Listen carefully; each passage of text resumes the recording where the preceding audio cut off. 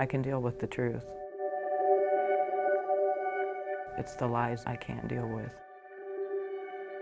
For Jo Gilson, she's come to terms with the fact she'll never completely know the truth when it comes to her daughter Jodi's death. But now knowing who has brought her some sense of peace. I wasn't mad at him. I don't know, I just looked at him and I don't have any feelings towards him. Jo seeing Dan Furlong in court for the first time just minutes after learning of his confession and the DNA match. There, he pled guilty to Jodi's murder. I can tell you personally, he was never on my radar. For 8 years, Jo and all involved worked tirelessly to find Jodi's killer. All had the same gut feeling. The person was someone she knew. There is a roller coaster of ups and downs, ebbs and flows within the investigation. And you start to feel like this angle or this person may be looking good, or you might be getting closer to the end, and then it'll just fall out from under you. Over the years, countless suspects questioned, some time and time again. Each person's DNA tested and taken in as evidence, a cold case team poring over every option.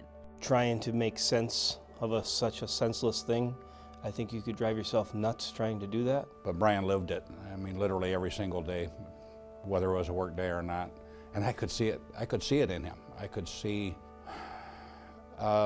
physically that there was an effect on him.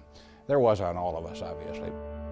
Everyone frustrated by the dead ends and lack of answers. The community at times accusing Jodi's own family, even her mother, of killing the 11-year-old.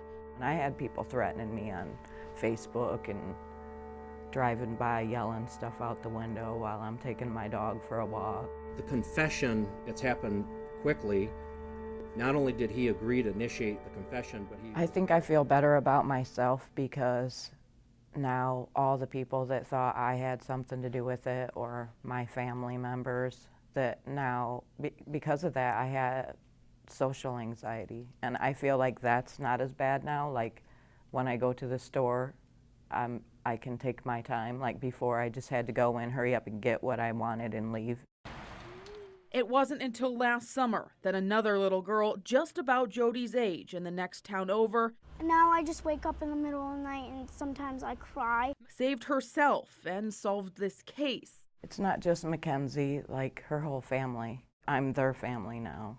Giving this mother something she's been missing for so long, part of her little girl back and a family once again. There was almost a dead certainty in my mind that once I heard about the incident in White Pigeon, that was our man. There were just way too many similarities for it to be just coincidence. Furlong arrested when he tried to assault 10-year-old Mackenzie Stafford while she was out riding her bike.